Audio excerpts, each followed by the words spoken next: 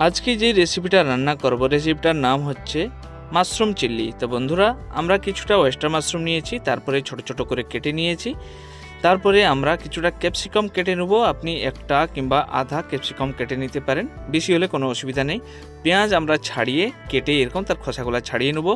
এবারে আমাদেরকে একটা জায়গায় 2 থেকে 3 চামচ কর্নফ্লাওয়ার, 2 থেকে 3 চামচ ময়দা, তার সাথে একটুখানি আদা রসুন কাঁচা লঙ্কা থেতো করে, লঙ্কা গুঁড়া, গরম মশলা, হালকা একটু জল দিয়ে এটাকে গুলিয়ে নিতে হবে। তারপরে পরিমাণ অনুযায়ী লবণ দিয়ে মাশরুমটাকে ধুয়ে চিপড়িয়ে এতে দিয়ে ভালো করে গুলিয়ে নিতে হবে। এবারে আমাদেরকে এগুলা ছোট ছোট করে ছেঁকে নিতে হবে, মাঝে মাঝে উল্টিয়ে নিতে হবে।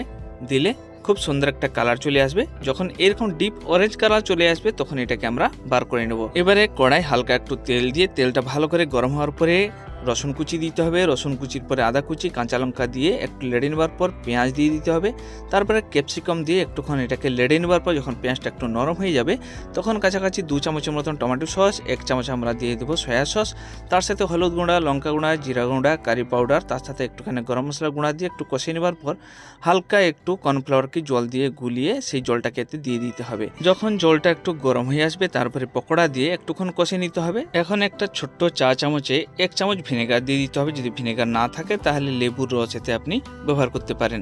এবার দেখবেন ধীরে ধীরে গ্রেভিটা অনেকটা মোটা হয়ে আসবে। যখন মোটা হয়ে যাবে তখন আমরা গ্যাসের ফ্লেমটাকে বন্ধ করে দেবো। এখন খাওয়ার জন্য একেবারে রেডি হয়ে গেছে। এর উপরে একটুখানি ধনে পাতা ছোট ছোট করে কেটে দিয়ে দিলে দেখতেও ভালো লাগবে, খেতেও ভালো লাগবে। এইভাবে রান্না করুন, সবার ভালো লাগবে। ভালো লেগে থাকলে লাইক, শেয়ার, সাবস্ক্রাইব অবশ্যই করে নিন।